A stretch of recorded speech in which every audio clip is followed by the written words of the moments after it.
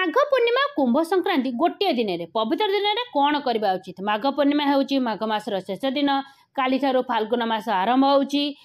माघ पूर्णिमा और कुंभ संक्रांति गोटे दिन में पड़ुची। तेबे ये पवित्र दिन में कौन करवा उचित जानुचे ये 6टी उपयोगी तथ्य। प्रथमतः पूर्णिमा दिन मध्य माघ पूर्णिमार महत्व संपूर्ण भिन्न। माघ पूर्णिमार तीर्थयात्री नदी स्नान करने अत्यंत गुरुत्वपूर्ण। विशेषकर उत्तर प्रदेश प्रयागराज संगम उपकूल स्नान कले समस्त पाप क्षय होता है।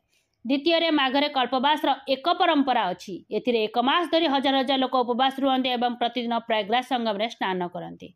तृतीय पुराण में उल्लेख कराए माघ पूर्णिमा ठीक समय काम करने, सकाळे गाधोइबा एवं उपवास करने, दान इत्यादि कार्य कराए। चतुर्थरे माघ मासर पूर्णिमा दिन चंद्र मघा नक्षत्र एवं यह सिंह राशि अवस्थित हुआ, तेणु ए मास को माघ कहुए।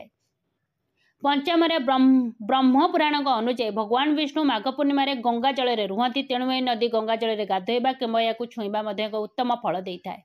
6 माघ पूर्णिमा ब्रह्म मुहूर्त नदी स्नान कले रोग भल हुए। यह दिन तेल एवं कमल दान कले नरकर मुक्ति मिलता है।